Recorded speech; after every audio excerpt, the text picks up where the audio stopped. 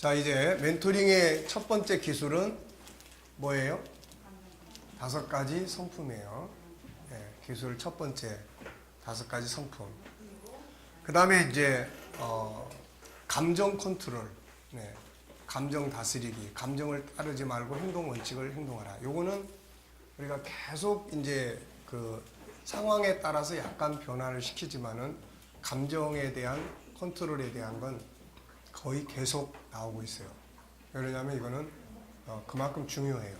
그래서 멘토링 할 때 본인도 감정을 다스리는 게 중요하고, 멘토가 흥분해버리면 안 된다고요. 그러니까 어떤 경우에도 그 멘토가 흥분을 하면 일단 멘티는 긴장을 하게 돼요.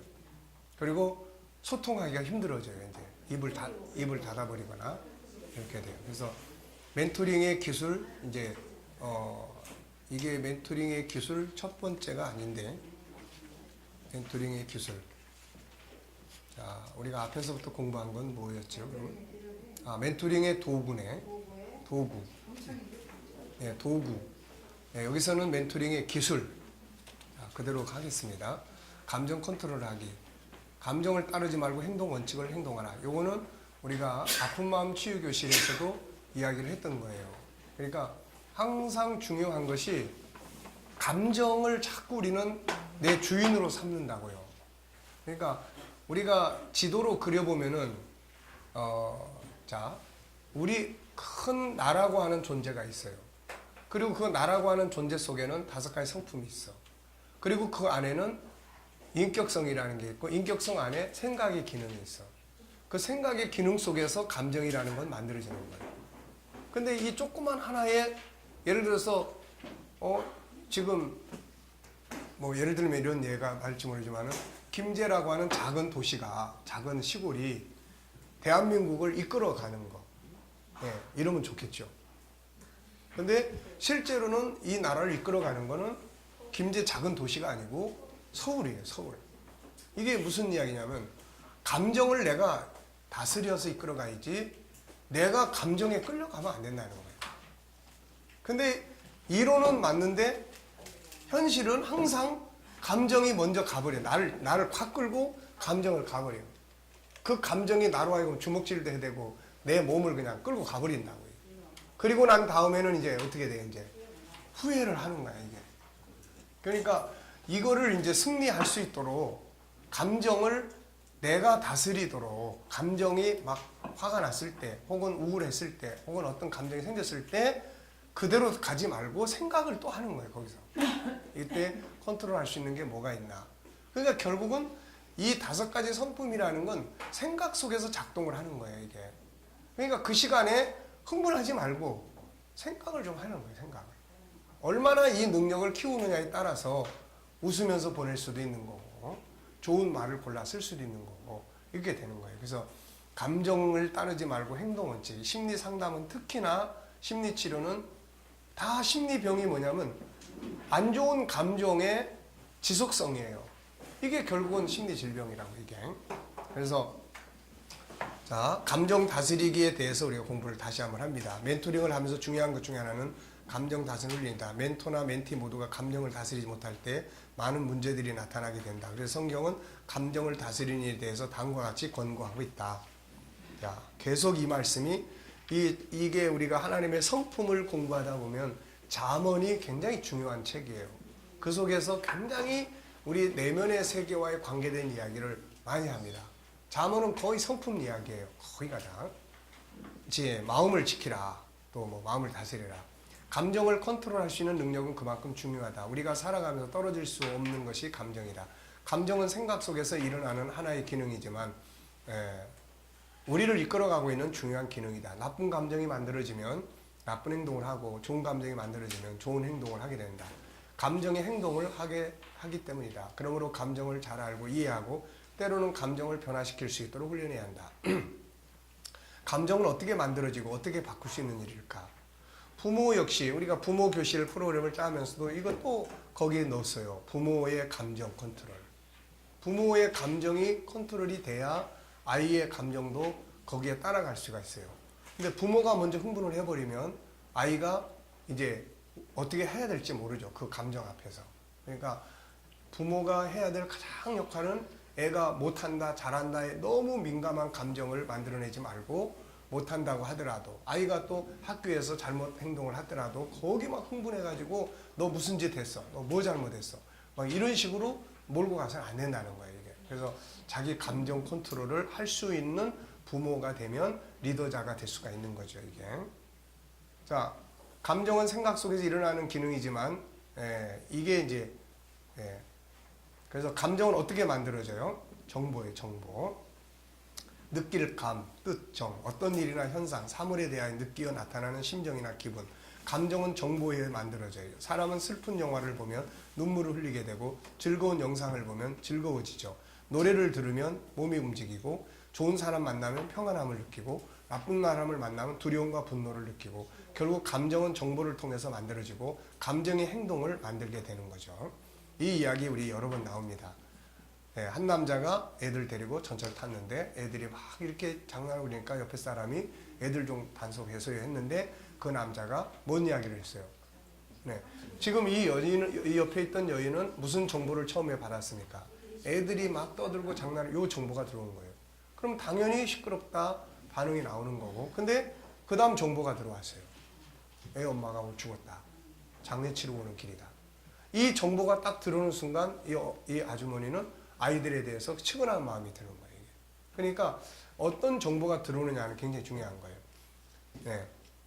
자, 그래서 안 좋은 정보는 좋지 않은 감정을 만들어내요. 슬픈 정보를 보거나 들으면 슬픈 감정이 생기고, 그 다음에 무시하는 정보나 기분 나쁜 정보를 듣거나 보면 분노하는 감정이나 우울한 감정이 만들어져요. 애들이 엄마 아빠가 계속 싸워요. 아빠가 계속 엄마를 핍박하고 때리고 하는 걸 보면은, 그런 정보가 눈에 딱 들어오면 일단은 두 가지가 생겨요. 하나는 아빠에 대한 미움과 증오심, 엄마에 대한 분노가 생겨요. 처음엔 측은함으로 갔다가 왜 저렇게 바보같이 맨날 당하고만 사나, 여기에 대한 분노가 또 생기는 거예요, 이게. 그래서 이런 감정이 아이들 속에서 자꾸 커져가는 거예요, 이게. 그러니까 그런 부분들이 정보가 뭐냐는 거예요. 그래서 반드시 나쁜 정보를 심었어요. 우리나라 말이 병 주고 약 준다, 이 말이 참 좋은 말이에요. 이게 나쁜 말이 아닙니다, 이게. 근데 문제는 뭐예요? 문제는 병만 주고 약을 안 주는 거예요. 병은 뭐예요? 싸웠어. 상처를 줬어. 약은 뭐예요? 화해예요. 사과하고 화해. 근데 이걸 안 한다는 거예요. 그러니까 병을 안 주는 게 좋지만, 줬더라도 사과를 해야 되는데, 아이들 앞에서 싸웠으면 반드시 아이들 앞에서 사과의 정보를 심어주라는 거예요. 야야. 부모끼리만 화해한다고 되는 게 아니에요, 이게. 이미 아이 속에는 그 정보가 아이들의 내면의 세계를 막 분노로 쌓이게 하든지 우울하게 하든지, 우리 집은 왜 맨날 그 엄마와 싸우기만 해? 난 집에 들어가기 싫어. 이런 감정이 만들어지는 거예요, 이게. 그러니까 그거를 아이들 앞에서 엄마 아빠가, 아들 와봐, 오늘 아빠가 너무 과도해가지고 엄마한테 실수한 것 같아. 여보 미안해. 이러면 이제 아이가 그 싸움에 대한 상처는 없어지는 거예요, 이게.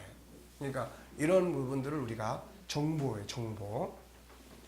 어느 젊은 직장인이 있었죠. 업무 스트레스에 지친 몸으로 집에 돌아왔고, 어머니는 식사를 권했는데 딸이 너무 지쳐가지고 그냥 들어갔어요. 그런데 잠시 후에 이 사람이 갑자기 밝은 모습으로 막 뛰어내려오는 거예요. 활기찬 모습으로. 엄마 나 갔다 올게. 도대체 제가 왜 저렇게 바뀌었지? 나중에 알고 보니까 조금 전 사랑하는 애인이 데이트하자고 전화가 온 거예요. 그러니까 어떤 정보를 마주치느냐에 따라서 지쳐있기도 해다가 새로운 기분 전환도 되고 다 되는 거예요.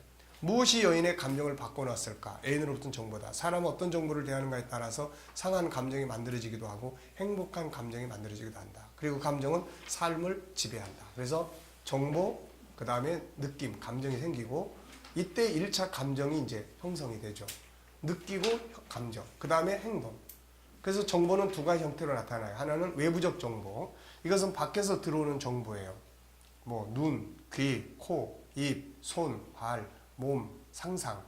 이런 것들이 이제 밖에서 들어오는 정보예요. 정보는 이렇게 다양한 통로를 통해서 우리에게 들어옵니다. 그래서 올바른 정보를 대하기 위해 힘써야 되죠. 어쩔 수 없는 정보에 대면할 수도 있지만. 그래서 우리가 드라마 같은 것도 이게 드라마 보면서 열받는 경우 많죠. 네. 그러니까 드라마는 끝나기 직전에 한 2, 3회 전부터 보면은 열을 덜 받게 된다. 네. 그때쯤 되면 이제 드라마도 감동을, 은혜를 줘, 이제. 항상 드라마는 끝에 가면 다 회개해. 회개하고 나쁜 놈들 다 그냥 이렇게 되고, 누군가가 대신 책임지고, 이런 거. 그러니까 드라마를 보더라도 처음에 거는 보지 말고, 중간에 거 보면 막 열받는 게 너무 많은 거예요. 네. 그 결론. 이렇게 한 2, 3회. 그리고 아침부터 뉴스는 항상 좋은 면보다는 사람은 그래요. 안 좋은 사건을 이야기를 해줄 때 자극성이 강해. 좋은 점을 이야기해주면 별로 시큰둥해. 그래서 뉴스는 항상 안 좋은 쪽을 더 강화시키는 거예요, 이게. 뭐 살인사건, 뭐 가정파괴사건, 뭐 뭔 사건, 뭐 요런 걸 가요. 그러면 이제 우리는 그걸 계속 들여다보고 있어. 그러면 이제 속에서 정보가 들어오면서 열이 박치고, 그 다음에 또 우울해지고, 왠지 모르게 막 기분 나쁘고, 이렇게 돼. 이런 감정으로 이제 가족들을 대해. 이게 안 좋은 감정이 되는 거예요, 이게. 그러니까 이런 부분들을 우리가 조심해야 돼요. 그래서 그런 정보가 감정을 만드는데 나쁜 정보를 계속 대.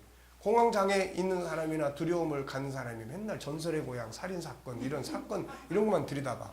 그럼 이거 안 좋은 거예요, 이거. 그러면 그 공포감이나 이런 게 막 살아 움직여, 이제 이 안에서 이게.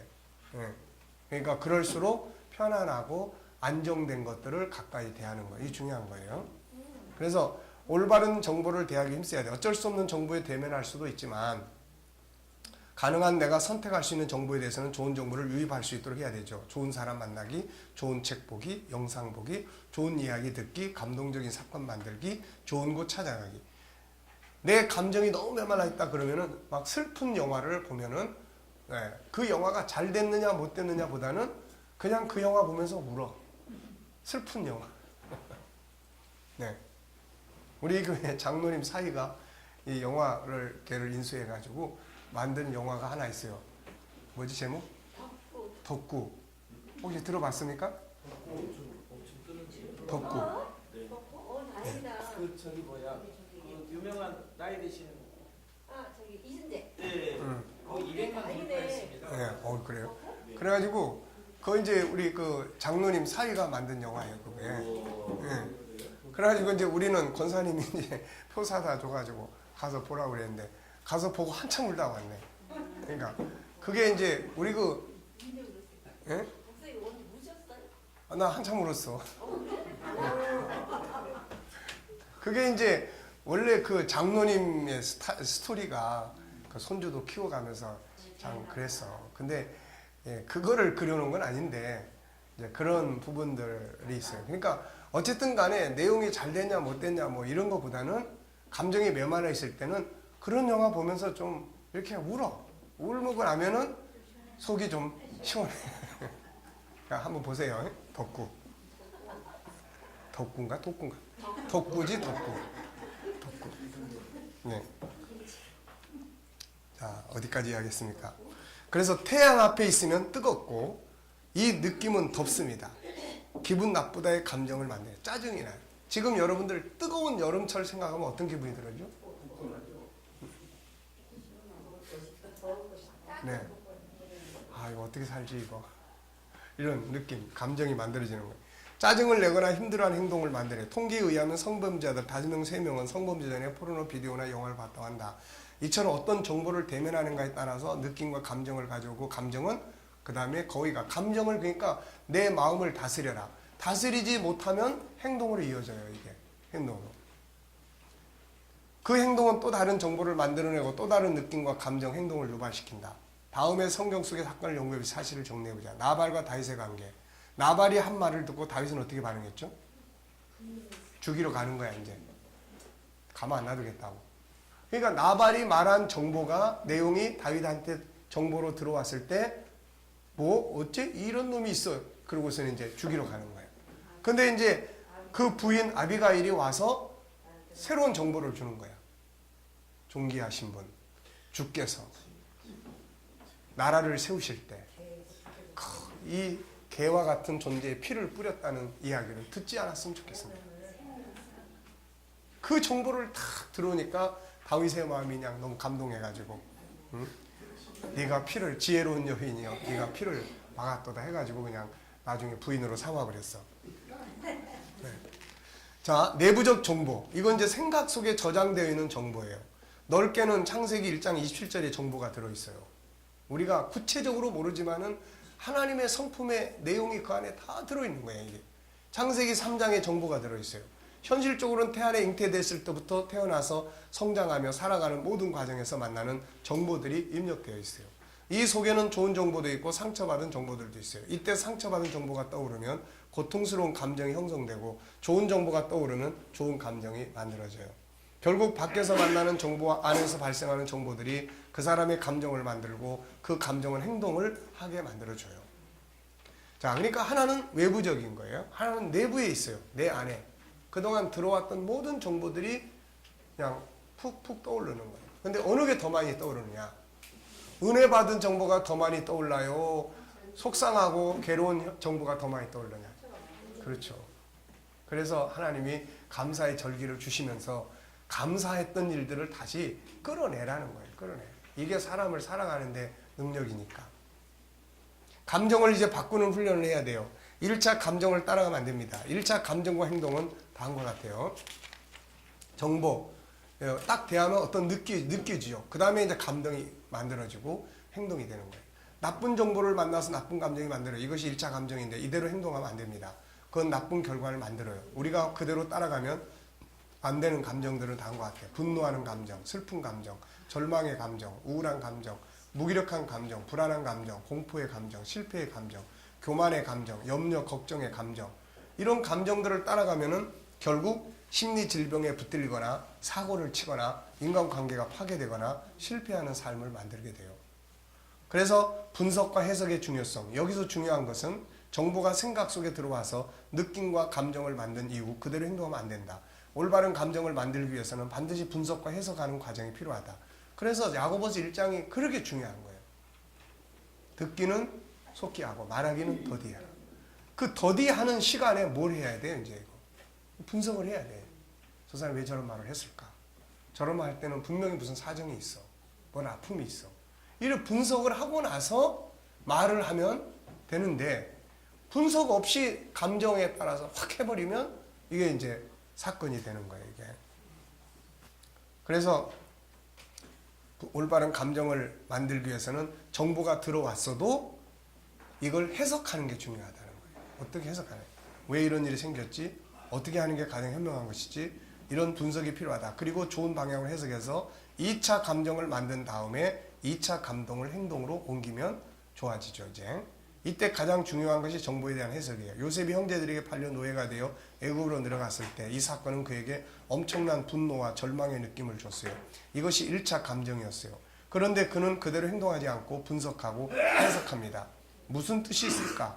무엇인가 하나님의 뜻이 있을 것이다 라고 해석을 했어요. 이 해석의 정보는 2차 감정을 만들었어요. 1차 감정은 분노하고 그 다음에 절망한 감정이라면 해석을 거친 후 2차 감정은 분노가 완화되고 그리고 희망적인 감정으로 바뀌죠. 이 해석은 인간을 향한 분노를 만들지 않고 미래를 절망이 아닌 희망의 감정으로 만들어줘요. 2차 감정은 그에게 부딪힌 상황을 긍정적으로 보게 만들었고 그 감정에 따른 행동은 결국 성공하게 만들었어요. 그는 후에 실제로 그 사건 속에 들어있는 하나님의 뜻을 깨닫게 되죠. 만약에 1차 감정에 따라서 이 사람이 행동을 취했다면 어떤 행동을 취했을 것 같아요? 복수를 하려고 탈령을 했든지 아니면 되는 대로 살다가 그냥 죽었든지 뭐 이제 증오심에 불타든지 막 이랬겠죠. 근데 해석이에요. 하나님의 뜻이 있다. 여기에서 2차 감정이 새롭게 만들어져요. 이게. 그래서 야고보서 1장 19절 이거를 죽도록 묵상하시기 바랍니다. 아니, 죽도록은 하지 말고 죽기 직전까지. 이게 얼마나 중요한 말씀인지 몰라요. 네. 사람마다 듣기는 속히 하고 좀 생각하고 말해. 말하기는 더디 하라는 거예요. 더디. 네? 좀 생각하고 하라는 거예요. 이게. 더디 하라는 말은 생각하고 말하는 거다. 분석하고 해석하면 감정이 누그러지고 조절된 2차 감정을 따라 행동하면 사고를 예방하고 더 좋은 방향으로 행동할 수 있다. 도표로 보면 이렇게 돼요. 옆 페이지에는 정보가 들어오고 느낌이 생겼고 감정이 만들어졌고 곧바로 행동을 해요. 그 다음에 요거는 이제 좀 더 길어졌어요. 정보가 들어오고 느낌이 생겨. 1차 감정 기분 나빴어. 그런데 잠깐 생각을 하는 거죠. 잠깐 기뻐. 왜 이럴까? 이 속에 하나님 뜻은 없는가? 하나님 왜 이런 걸 허락하실까? 왜 이런 사람을 내 옆에 붙였을까? 이런 거예요. 그러고 나면 이제 분석과 해석을 통하고 그러고 나서 2차 감정을 이제 만들어요. 뭔 사정이 있을 거다. 하나님 붙인 이유가 있을 거야. 그래. 그러면 이제 감정이 좀 누그러져. 그리고 행동을 하는 거예요. 좋은 정보를 접수하기 위해서 힘써야지만 일단 어떤 정보가 들어와서 감정이 만들어지고 있다면 감정을 행동으로 옮기기 전에 분석하고 재해석할 수 있어야 한다. 그래야 좋은 감정으로 전환해서 올바른 행동을 할 수 있게 된다. 자, 심리학자 아론 벡은 이 사람이 이제 그런 이야기를 했어요. 벡은 우울의 본질이 인지장애며 감정장애는 거기서부터 2차적으로 발생하는 것이라고 보면서 인지치료를 발전시켰어요. 또한 벡은 우울과 불안의 차이에 대해 우울증은 상실을 주제로 하고 불안은 위험을 주제한다는 인지 내용의 차이를 강조했다. 벡은 우울 감정을 만들어내는 건 사건 자체가 아니라 그 사건의 인지, 다시 말하면 그 사건을 어떻게 느끼느냐는 거예요. 그 사건을 어떻게 해석하냐는 거예요. 예를 들면 질병이나 시험의 실패 등 불쾌한 부정적 사건이 스트레스가 되어 우울을 촉발한다. 그런데 같은 불행을 경험하더라도 우울 상태에 있는 사람과 그렇지 않은 사람이 있다. 같은 사건을 만났는데 어떤 사람은 그걸 새로운 출발의 동기로 삼아요. 어떤 사람은 인생 다 끝났어. 절망으로 삼아요. 그 차이점이 뭐냐? 차이점이 뭐예요? 그 차이점은 해석이에요. 해석. 그래서 SQ라고 하는 것은 그런 상황에서 긍정적으로 보는 능력을 이야기하는 거예요. 이게 긍정적으로 보는. 특히 우리 신앙인들에게는 그런 요소가 강해요. 어려운 일이 생겼지만 합력하여 선을 이루실 거다. 이런 거예요. 이런 거. 뭔가 내가 알지 못한 하나님 뜻이 있다. 이게 믿으면 역사가 일어난다. 뭐 정금같이 나를 단련하신 후에는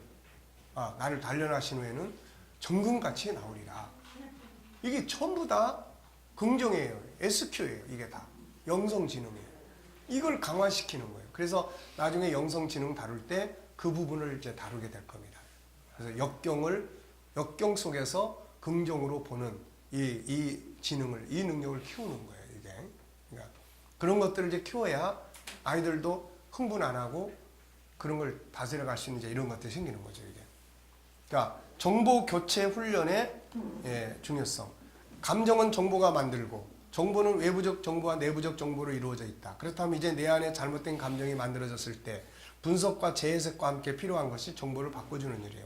정보를 바꾸면 감정도 바뀐다. 물론 시간이 필요할 때가 있어요. 이미 내 감정이 완전히 다운됐을 때 이론적인 정보만 바꿔도 시간이 좀 필요해요. 이거는. 네. 이론적인 정보는 행동에 대한 이야기예요. 그럼 행동을 해야 돼. 그런 게 행동이 변화를 조금씩 만들어내게 되는 거예요. 지금.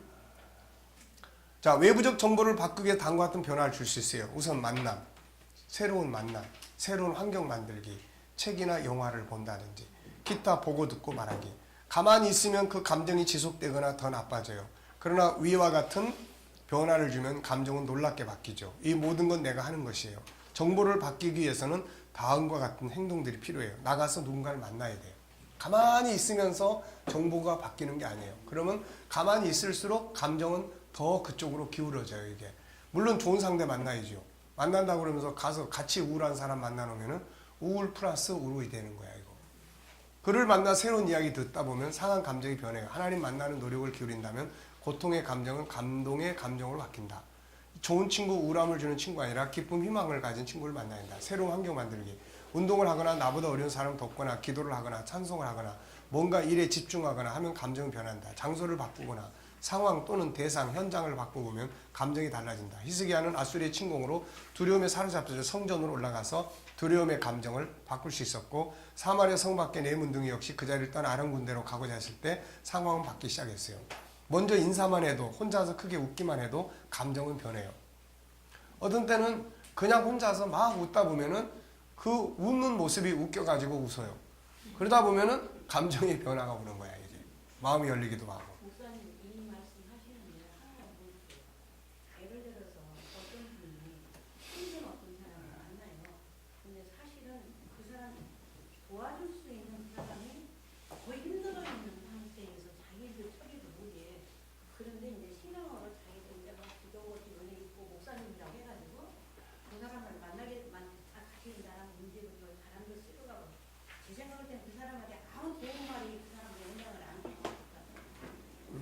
근데 그래도 이제 영향력이 미쳐요.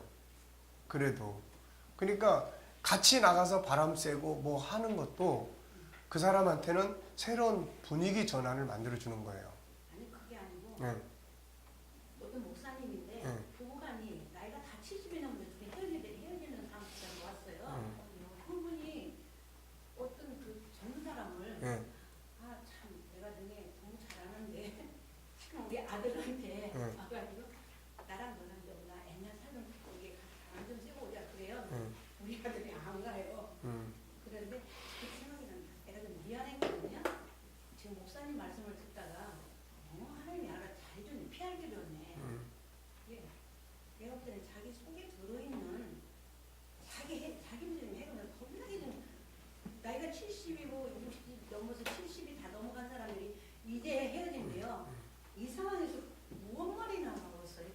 지금 현실인데 지금 시간에 그 일이 벌어지고 있는 그러니까 그분이 아들에게 뭔가 위로를 하려고 만나자 했다. 그러니까 이제 그거는 상황에 따라서 달라질 수도 있어요.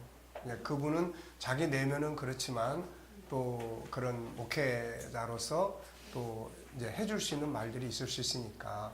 근데 만약에 이제 이분이 자기 속상한 상처나 이런 것들이 아들에게 전달이 됐을 때는 아들의 감정이 더 기분 나빠질 수 있지만 이 사람은 속이 상해 있지만 좋은 말을 해준다면 그걸 통해서 아들한테는 도움이 될 수도 있을 거고 또 아들이 도움을 받는 모습을 봤을 때 이 사람도 그걸 통해서 내면이 본인도 치유가 될 수가 있어요, 이게. 그러니까 이제 중요한 건 만났을 때 뭔 말을 하느냐가 이제 중요한 거죠, 이제. 지금 목사님처럼 우리가 준비되는 이런 어떤 말을 들었을 때 이게 상당히 떠올라서 내가 아무리 내 성격이면 이런 상황에서 말이 되면 정말 굉장히 정보들이 나오고 너무 말이 깊었는데 지금 좀 그때는 일단 좀 사고가 나중에 만나주면 좋겠다. 네, 그러니까 어쨌든 뭐 나중에 만날 수도 있지만 또 만난다고 해서 무조건 나쁜 것만은 아니다. 왜냐하면 어떤 말이 오고 가느냐가 중요한 거니까요. 그렇게 보시면 돼요.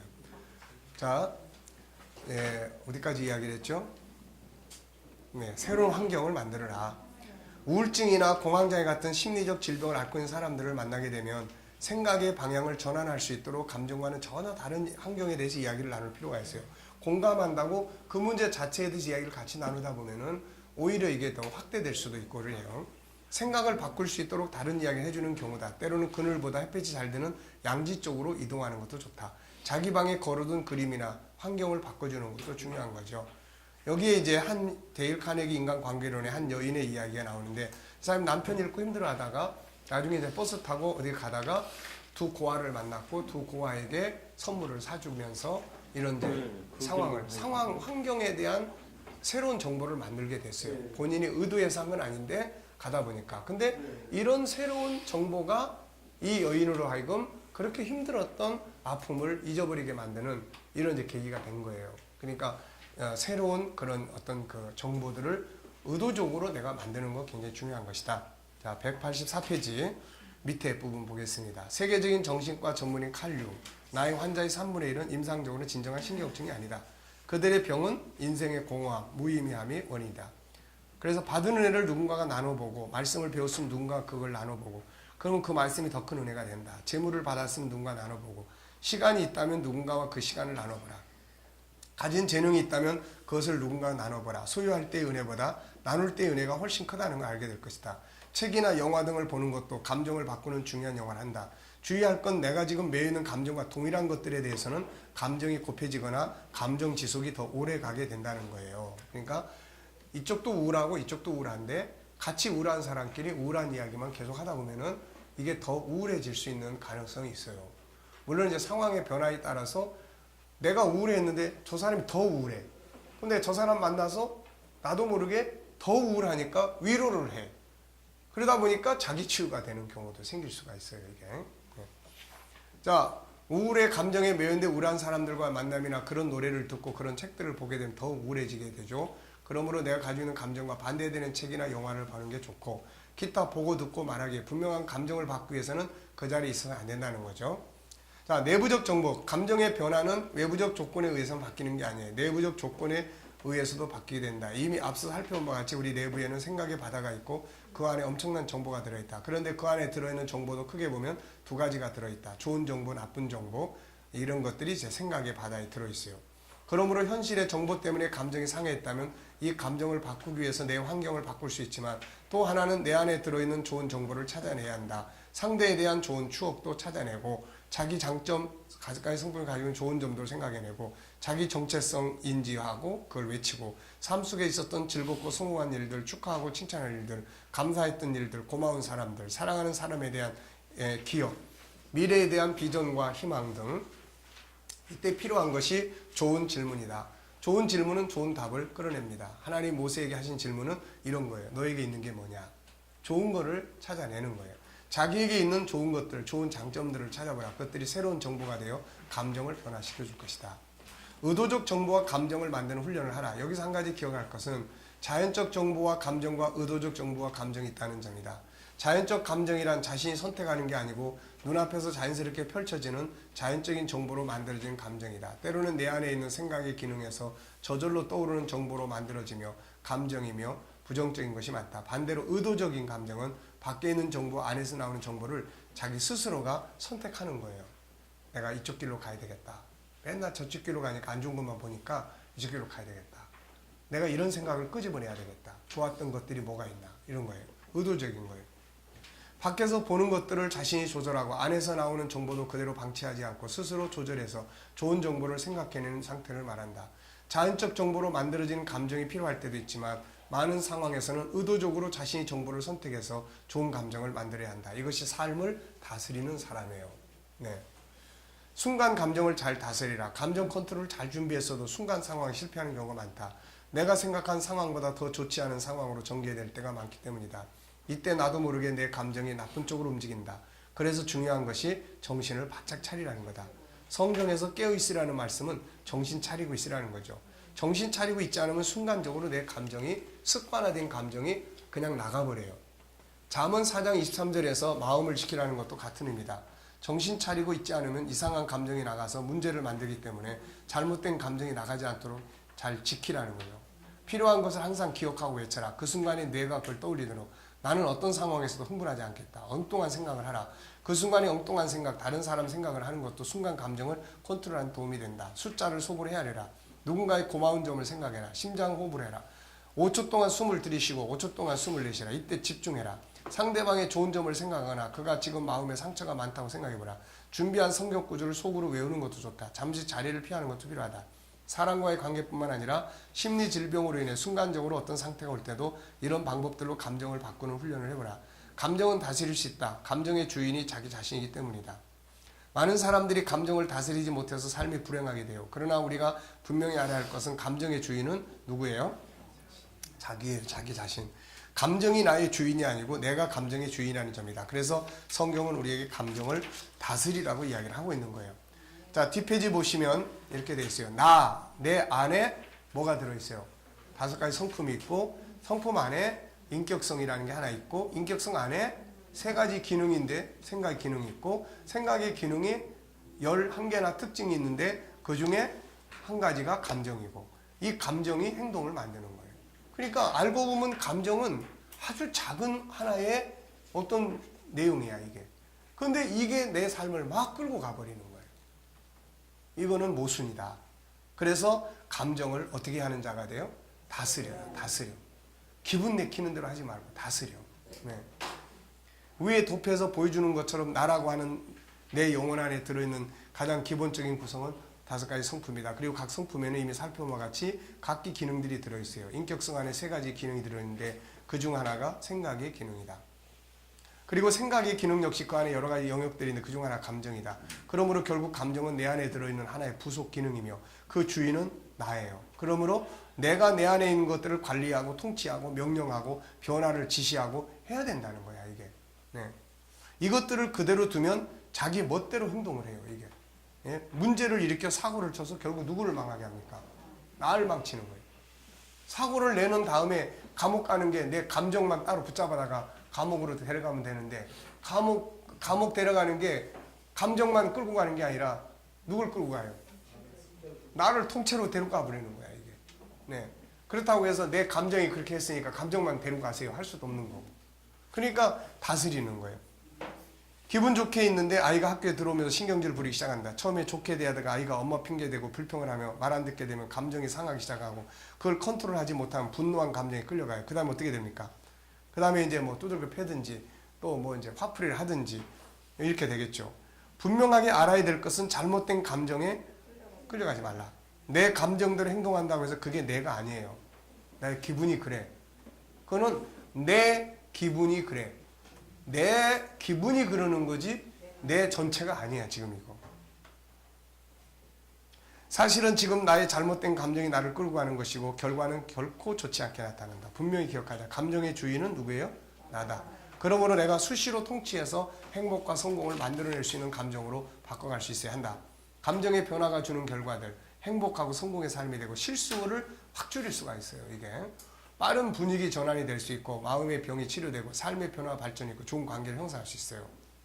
좋은 감정을 가지면 행복하고 좋은 관계를 갖게 되고 실수를 예방하게 된다. 문제가 있어도 빨리 회복할 수 있고 심리적 질병이 치유되고 자신의 삶이 발전하고 재능을 개발해 아주 유익하다.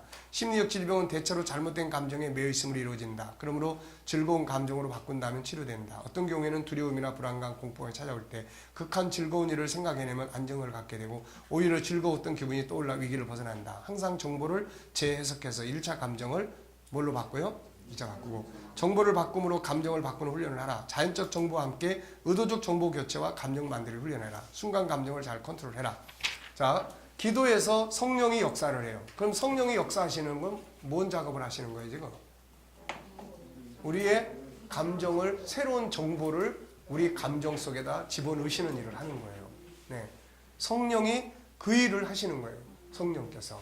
그러니까 성령의 감동을 받으면 좋지만 부흥의 자리에 기도 은혜 받는 자리에 없으면 내가 훈련된 걸 해야 돼요. 훈련된 것이 없으면은 성령의 감동도 없고 훈련되지도 않았으면 이제 이거 감정 컨트롤 못 하는 거예요. 그래서 성령의 감동과 우리의 교육과 훈련이 이루어져야 된다. 자, 아시겠죠? 네. 네. 자, 그러면 이제 맛있는 식사를 하기 위해서 출발하겠습니다. 자, 수고하셨습니다.